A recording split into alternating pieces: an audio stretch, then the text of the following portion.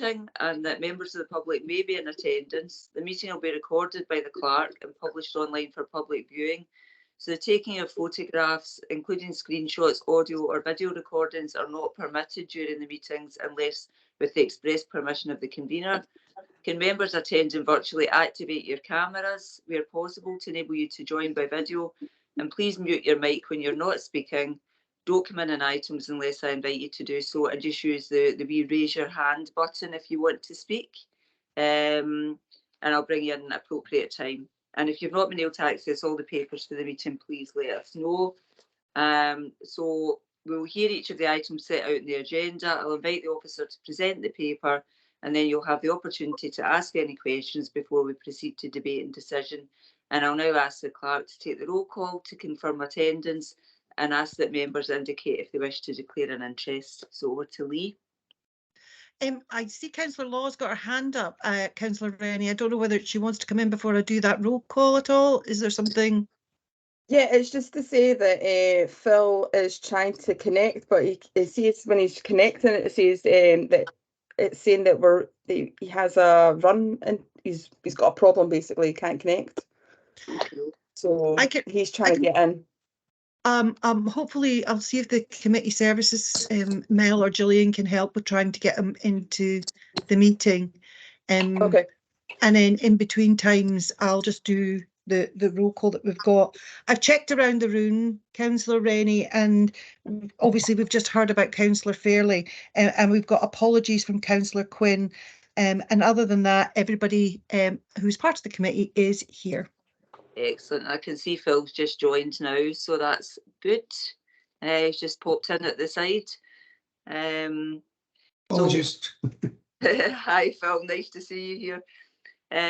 So would anybody like to declare an interest at the meeting today? No, okay, thank you. So just at the beginning of the meeting, just a bit of a concern. Stuart and I have discussed this. The Audit and Scrutiny meeting is obviously an extremely important committee for the council. It's where we sort of take forward a lot of scrutiny of what the council's operations are. And part of that is having our papers available for us to do so. So obviously we'd set a time scale for the year of all the different papers that we wanted to present. We've already had one of the papers delayed from October to come to this meeting. And we're aware that there were about another 7 papers that were meant to come today that unfortunately were not ready on time. So as chair, I'd just like to express my concerns that these papers were not available on a timely basis. Just to have that noted, and to hope that, to give a background, papers need to be submitted in plenty of time to enable officers to check the papers and make sure they're ready for the committees. And if they're not given to those officers in time, then it means they can't be presented. So as chair, and I'm sure the rest of you will join me, we just would like to raise concerns about the lack of papers for this meeting, which will probably make it a very short meeting. But although some of us may enjoy the fact that it's a short meeting, it's not the way that we should be doing business. So I'd just like to have that on the record. Okay, dokes. So we shall move on to the first item, which is the minutes of the last meeting. Can everybody have a look at page 5 for accuracy, page 6,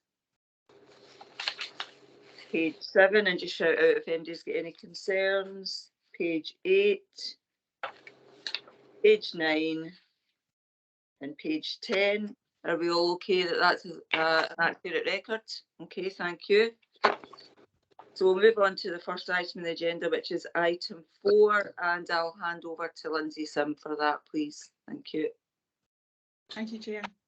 So this paper provides an update on the financial performance for the Council for the year ended 31st of March 2024, based on actual spend for the second quarter to September. The General Fund revenue is forecasting an overspend of 14,000 for the year. Of this overspend, 378,000 relates to devolved schools, which is an underspend, and that will be earmarked for 24-25 in line with the academic year. So this leaves a net overspend of 392,000 on General Fund revenue. The overspend represents a movement of 616,000 from that previously reported as at June. As a result of the forecasted overspend and the unfunded pressure of the recently agreed pay award that is estimated to be around 850,000, I've taken the decision to implement spending restraint and a recruitment freeze for all non-critical posts across general fund services. These recovery actions aim to reduce the overspend and at least bring spend in line with the budget by the end of the financial year. So a summary of the position across directorates is provided in Appendix 1, with full detail of spend by service area provided in Appendices 3 to 6. Appendix 11 also provides details of the allocation of COVID recovery funding that has been allocated from earmarked reserves to cover spend across service areas and is included in the forecasts. The General Fund Capital Programme is forecasting an underspend of 8.2 million across various projects against a revised budget of 25.9 million. A summary of the forecast per asset plan is provided at section 6.3 of the report, and detail by project is provided in Appendix 10. The Housing Revenue Account is forecasting a surplus of 3.3 million, which is 517,000 below the budgeted surplus. The HRA Capital Programme is forecasting an underspend of 4.4 million. Details of the HRA revenue and capital forecasts are provided in Appendices 8 and 9 of the report. In relation to savings, the Council is forecast to deliver 2.4 million of the approved 3.8 million, which equates to 64%. A further 1.2 million is identified as at risk, with the remaining 208,000 noted as unachievable. Details of the individual savings and their forecast is included in Appendix 2. Recommendations 2.1.3 and Section 5 of the report ask the committee to note the forecasted overspend on the Clack Manager element of the Health and Social Care Partnership. And at this point, if I can pass over to David Williams and Ewan Murray from the IJB to talk to this section of the report.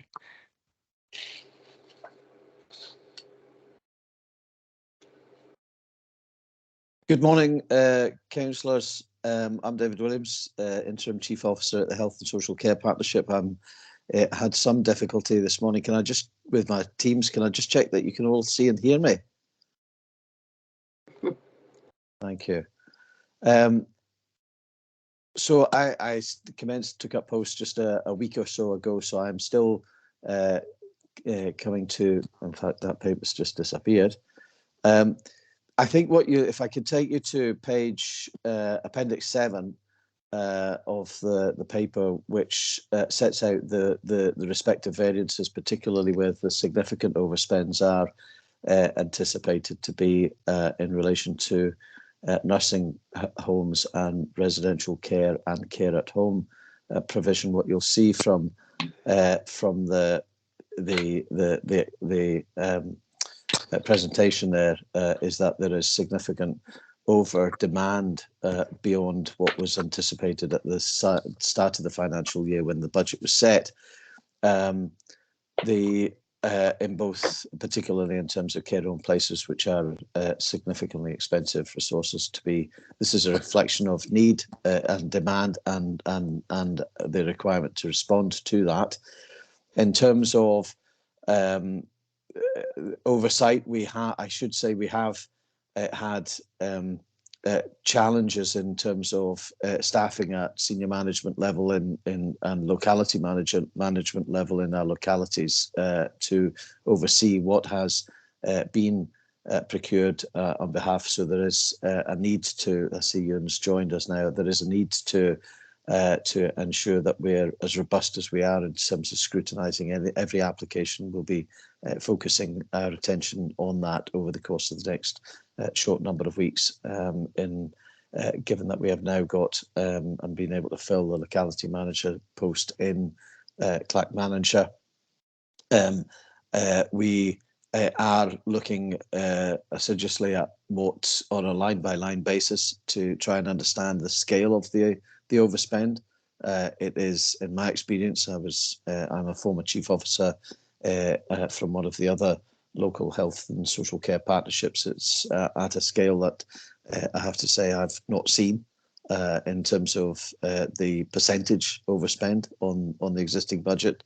So I think there is certainly need to understand that, and Ewan and I will be working closely with council colleagues literally over the next. I want to be in place the next 2 or 3, 4 weeks outside to understand what that has been about in detail, and Ewan and I will be working with your council director of finance to look at what steps can be taken in terms of bringing that budget as much back into line as is possible at this stage in the financial year.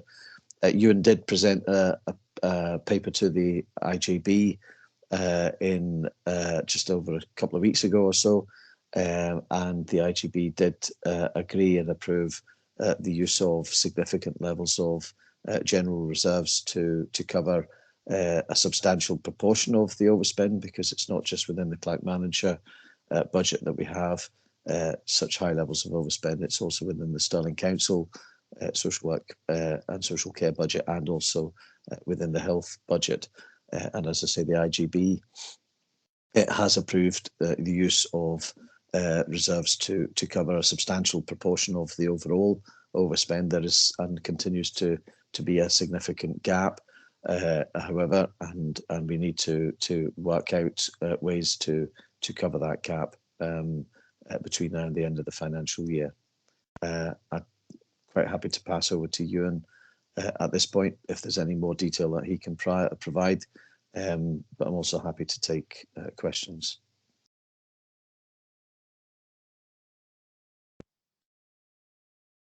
Hey, Ewan, will you want to come in? Thanks, David, and apologies, folks, for being late. It's my third meeting of the day already, jumping between them. I think David covered a lot of that. I guess for me, the focus needs to be on recurrent sustainability and the options for that, and a lot of work going on at the moment around the options for that, and we will continue to engage as well as we can, both with the council's IGB members and wider elected members through this period on those. David had mentioned the appointment of the locality manager. We have done some of that line by line review. It did throw out a few issues. There are some issues around recording of care plans and how that impacts our projections. There are issues around some of the assumptions on levels of income recovery. The key to getting better around all of that stuff, and we will prepare an improvement plan around that, is that close working between the service accountants and the managers to understand as well as we can, based on the limitations of the social care recording system, the information that informs the projections, and get those as accurate as possible. So there's a number of improvements across a range of things that will be required as a result of that review. That doesn't take away from the point that actually we are commissioning as a system more care than we can afford and can afford to sustain going forward, given how challenging we're all predicting the forthcoming settlement next week to be, and that will require us to consider as a whole system some options that have probably been unpalatable before, because that's where we are and how challenging things are across the whole public sector. Hope that's helpful. Again, I'm happy to take any questions along with David. Thank you. Thanks very much. Members now have the opportunity to ask any questions of either Lindsay, Ewan or David. And I've just noticed a hands up, but it's difficult to see on the screen. 2 seconds. Dennis, you want to come in? Thank you, Chair. Good morning, David, and welcome to this part of the world. Yeah, a couple of things. In 5.2, Lindsay says that a financial recovery plan has been developed and presented to the IJB for consideration. What does that plan say in the round? Ewan's probably best placed to address that, Councillor. I wasn't actually at the Health and Social Care Partnership at the point of the IGB. Okay, Ewan, do you want to come in? Thank you for the question, Councillor Coyne. There were a number of things in the financial recovery plan. Some of it was, as David said earlier, around use of reserves and use of some earmarked reserves to offset the pressures on a non-recurrent basis. The board also agreed a recommendation to the constituent authorities in terms of an enhanced vacancy management approach going forward. We all scrutinise vacancies anyway, but need to do more around that. What I don't want to happen in that, particularly given we have in particular some bed-based care, we don't want to invoke a vacancy freeze where it might actually end up costing us more money because it would require additional use of temporary workforce, including agency, to cover safe staffing levels in any given day. So we don't want to shoot ourselves in the foot around that, so it needs to be implemented proportionately. We did also, or the board did also consider a potential measure around moving to critical only in terms of eligibility criteria. We didn't agree that, and I certainly didn't. It was important the board considered all the options, but there is evidence from elsewhere in terms of a system having done that and actually didn't save them any money. It impacted the performance. So again, that point around don't want to do things that don't save money as part of a budget recovery plan that may actually cause us wider issues as a system. It does mean that the current gap is not closing significantly at this point, and that needs to be where our focus is in terms of recurrent, sustainable service options for service delivery. And a key point for me that I've been saying to our teams is nothing should be off the table, and at this point in terms of options we are prepared to consider, because given the size of the financial gap on a recurrent basis, that's going to take some pretty radical action to bring it into line. Thank you. So I guess from that, what I'm hearing is that this is not going to be a quick fix. It's going to take some time from the way you're talking about it. Is it possible to say, have you identified, is there a problem in the system that's causing this, or is it something that can be corrected by your enhanced frequency of management involvement? It will take a number of things to resolve the challenges on a recurrent basis, and it will take some difficult decisions. And the options development around what those may be is ongoing, and we're putting a lot of time and effort into that. What that doesn't replace is the requirement for good, what I call good grip and control and good management practice. So those options will come along for consideration, but actually ensuring we've got good grip and control and good management practice on a day-to-day basis is really key as well. We have had a lot of turnover across the whole system in terms of key kind of middle management level posts, and that has impacted both our sustainability, our progress on some of our transformation programs and so on. So David had mentioned the locality manager post, which a new person coming into post. There's also a service manager level post that are across learning disabilities. The other thing we are doing as part of that to inform it is looking at benchmarking information where it's available and looking at where we may benchmark relatively high. So learning disabilities is an area we we have identified as where, on a spend basis, we appear to be relatively high in terms of comparative spend, and some of our approach is going to have to be what we can do to bring that back into a similar level as other areas in terms of cost levels. So a whole range of things. There's no one solution will make it sustainable. I understand that, and it sounds as if you're getting to grips with the thing. But I take it we're not expecting any miracles by the end of the session. There's not going to be a lot of difference in the gap in the funding in the budget by the end of the year, is there? No, you don't need to answer that. I think I know the answer to that question. I think sorry, if I can just come back in. So the budget recovery plan that the IGB agreed was targeted on a minimum aim of bringing overspend into a level where the IGB's minimum general reserves are protected at the year end. So there is some level, albeit it's reducing, of financial cushion into next year in terms of general reserves. You'll be familiar around that from your debates in terms of the council's financial health as well. So it's a similar kind of approach. Thank you. Thank you.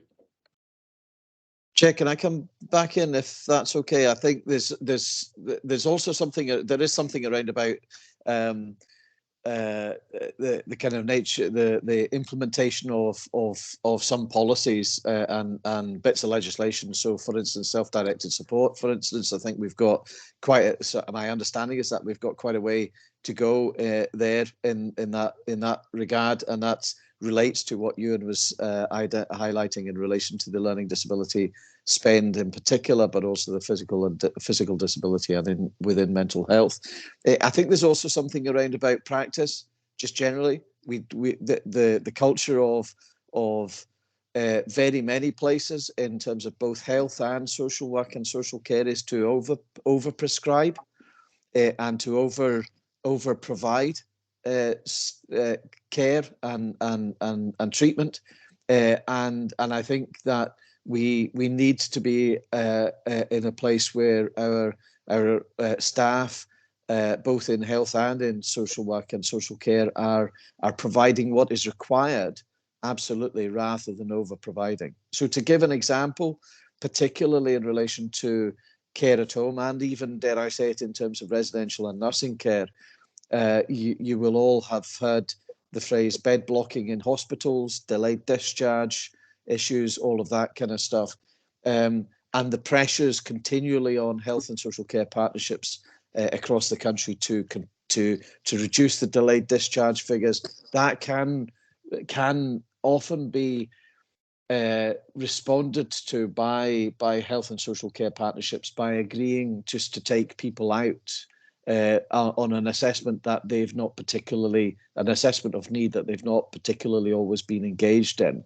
So, for instance, orders coming to social work and social care departments across the country for care at home provision at a level of four visits per day, for instance, is required before somebody can be discharged from care. And then what often happens is that care at home professionals start delivering services and find that the individual doesn't actually require anything like that level of intervention or input, and in many cases and situations doesn't require any care at home at all. So there's a lot of work that we're needing to do and do much better with the Health Board and as well, in terms of ensuring that there is genuinely joined up multidisciplinary practice that is enabling people to be discharged from hospitals with the right level of support. And that might often be no support, because actually there's good family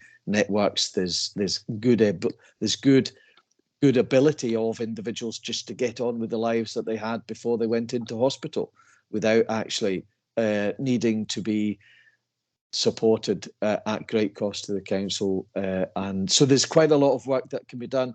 We will certainly be in a place by the start of the next financial year to have understood and put in place arrangements to achieve that.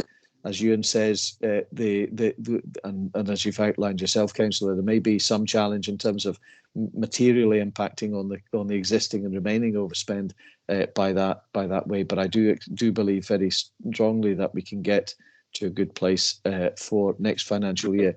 There are also one or two other options that Ewan and I have had some initial discussions about that might realise some impact this financial year, but we'll be able to provide clarity on where we could be on that early in the new year.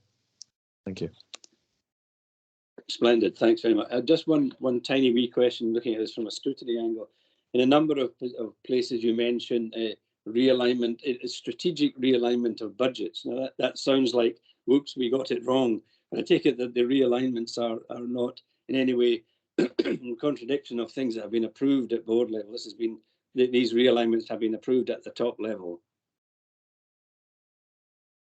I think that's one for Ewan, if I'm being honest, in terms of his detail and knowledge about it. Thank you, David. Thank you, Councillor Coyne, for the question again. What we did earlier in the year was an assessment of the commitments in the social care system and how that comes to the strategic priorities of the IGB, and particularly the bit around over time where we are focusing more on community support,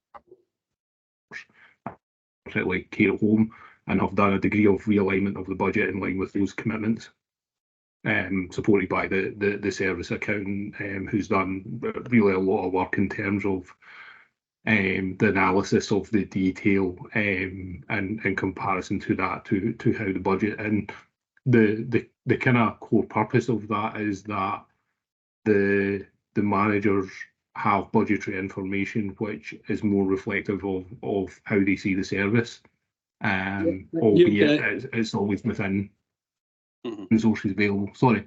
I was just going to cut in there and say, it's okay. I wasn't really asking for an apology for it in any kind of way. I was just checking that it had been through proper process if you're realigning budgets. Yes. That was really all I was asking. Yes. Okay, that's fine. Yes, it's fine. Good. Thanks. Thank you, Chair. Okay, thank you. Any other questions? Councillor Fairley? Yeah, thanks. It's probably just picking up on the point that Councillor Coyne raised under 5.2. At 5.3 it talks about the recovery plan and how important it is that it get implemented. Obviously, I've not seen the recovery plan, so I don't know the detail, but you made reference earlier to things that came on the table for consideration that were ruled out. And you were some of the concerns around that some of those changes may not have delivered a benefit or saved money, so we're ruled out for that reason. But given the point that's made in 5.3 about the risk should we get to a position of an overspend at the end of the year, are some of the things that have been considered up to now and ruled out things that could come back to be reconsidered before the end of the year if need be, or were they ruled out simply because they just weren't viable at all as options? Thank you for the question, Councillor Fairley. There was one thing that wasn't agreed, which was the thing I explained around eligibility criteria. And in all honesty, I couldn't incorporate an impact on the forecast within the budget recovery plan for that action that would reduce the spend this year. There is work we need to do in a different vein, and somewhat David has alluded to some of that, which will manage demand better and manage it, and it's focusing on things that will have a positive impact on the budget, but actually be proportionate in terms of the care our service users need. So I think it was important that the board were seen to consider all possible measures, but from evidence I could see from elsewhere, I couldn't say that would have a positive impact on the budget in this financial year. So continuing to look at things that will have a positive impact on the budget and in terms of sustainability is really critical. And just that point around, we are continuing constantly to look at all available options. Thank you.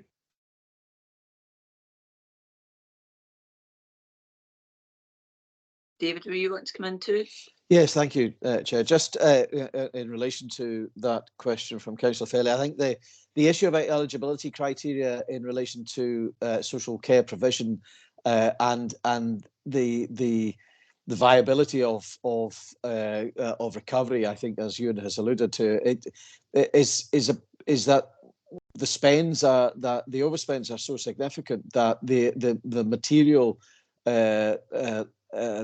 costs are in the high end of eligibility need.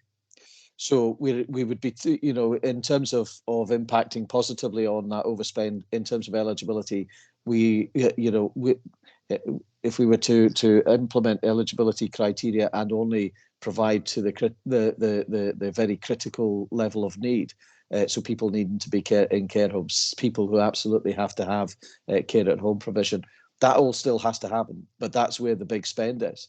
So eligibility criteria, it can be used a bit like a tap being switched on and off at points, but at a much earlier point in the financial year than where we are just now, and that's about regaining control of a budget that might be overheating from an earlier point. So we've probably passed the point where in truth, in terms of where we can reasonably use that as an option at this stage, in my experience. Thank you. Councillor Coyne, will you want to come in again? Yeah, thank you, Chair. This time turning to Lindsay, please. Lindsay, in 2.1.6 on page 11, you're saying that the General Fund Capital Programme forecasted underspend is 8.232 million. And that's a hell of a jump from the figure reported at the October meeting, which was, I think, 1.098. Can you, I didn't have time to check the data between the two. Can you briefly say where that 7 million difference has arisen from? Yeah, so we were quite early in the year when we do the June outturn, so there's usually a jump between June and September when we're looking at information, and actually we have got this information up to about November rather than September as noted. So we've got a bit more information and a bit further on than we were. So the jump is representing a bigger period. But so in the table, it's 6.3. It does note the variances. And I suppose there's a couple of ones to note, which is in terms of the Wellbeing Hub at 1.9 million. So that is just a rephasing of the project. When we set the budget for the Wellbeing Hub in Lochies, we put indicative figures in terms of the phasing. So we've got more intelligence now on that, and we've got a contractor appointed. So we're able to do more estimate better in terms of the phasing. So we've got a 1.9 million underspend on that, which is moving into future years. We've got $1 million underspend on the Clackmannan regeneration. So that project has been around for a while, and it's again been moved into the next year to allow work on several of the other priority projects. $1 million in terms of the free school meals. So this was grant that we had originally been allocated of 750,000, but the Scottish Government had withdrawn that because what we'd realised is we don't actually need the capital funding to develop that. So that's been a rethink on what we're doing in that one. So that makes up 4 million of that 8 million movement or 7 million movement. And just as we go down there, there's a number of underspends and projects that we're moving into the next year, just because of various reasons through capacity, etc. But we are in a more informative position now as at November rather than June. Yeah, thanks, Lindsay. I spot actually, I did find that later on. I should have scrubbed that question. I beg your pardon. There was something else I did want to ask about. Page 13. No, we've done that one. We've done that. Two. Page 22. Yeah, page 22. Where's that going? 22. Right. Yeah, there's something wrong with it, with Appendix 2, because there were about 35 rows in the equivalent report in the previous time round. You only mentioned a few items there. There's a huge number of things that are missing from that appendix. I'm checking that page 21 is not the missing lines. No, it's not. So what we're looking at, if you look at the table at the bottom in the column at risk, you've got three main figures there for people, place, and P&P.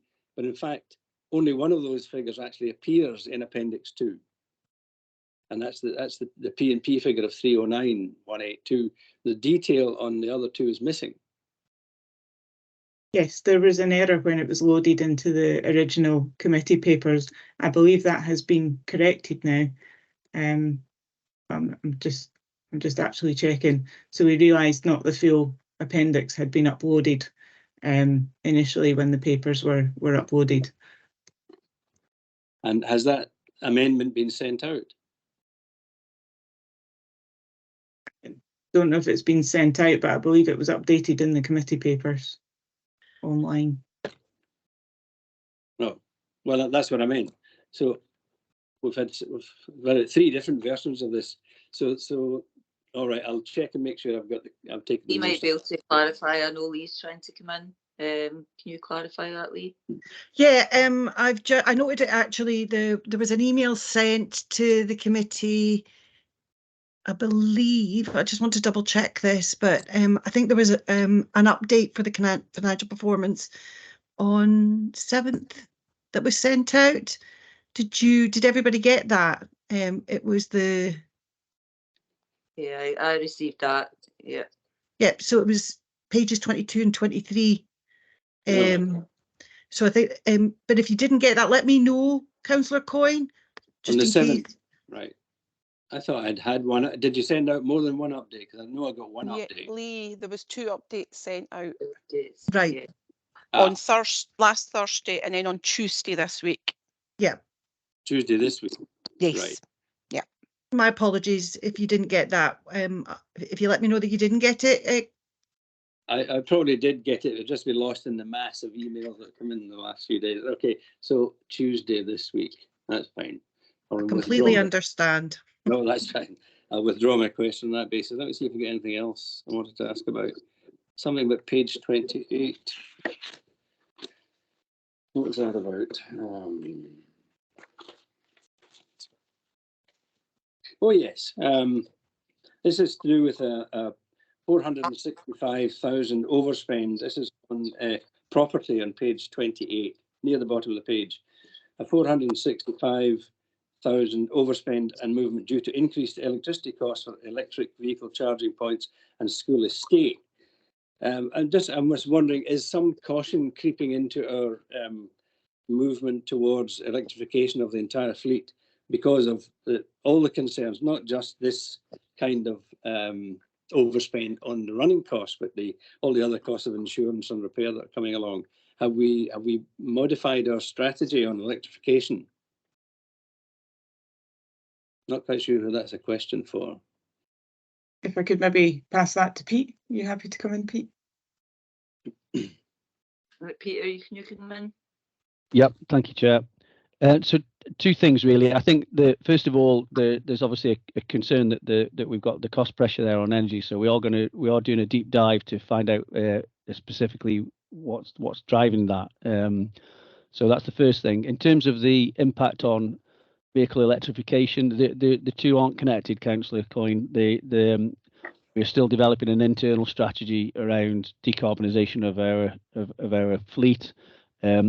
Although our capital investment for that is reloaded in terms of the capital plan, we're not really starting to do major investment on that for another 3 or 4 years. Well, now 2 or 3 years it will be. But the specific bit about the electric vehicle was there was a budget saving around bringing in income from charging for public, what were free public charging points. So we just need to do further work on the income that's coming in from there versus what we expected and what we built into the budget. Yeah, I know, just to follow that point up, Pete, that we spoke some time ago in council about full recovery charging system. Is that 465 a legacy from prior to that decision? No, there'll be.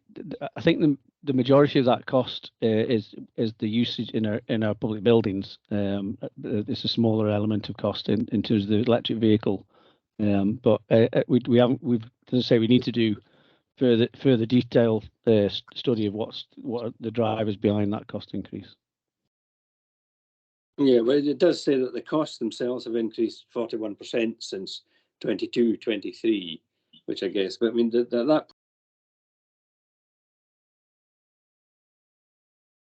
estate, is that charging in the school estate, or is that just general electricity? That's usage in the schools, yeah. Right. So we have had a competition with the schools to look to stimulate a reduction in energy, and some schools are doing really well on that, but in other ones there's still issues. So we're trying to find out and understand more about, as I say, what's driving that. That's fine, I get that. So it's really nothing to do with vehicles then. That's fine. That's fine. Okay, that was that one. 29. Yeah, 29. Yeah. This is probably one for Stuart. Top of 29. Strategic Director, overspend due to historic VS saving and unrealised VS savings in year, 354,000. Is that something new, or is that something we discussed before? Yeah, thanks, Councillor Coy. Yeah, so we had a target for voluntary severance savings that we had agreed as part of last year's budget. So I guess at this stage of the game, we have not realised the number of voluntary severances that we anticipated. So the overspend, which was put against my budget line, was in essence to realise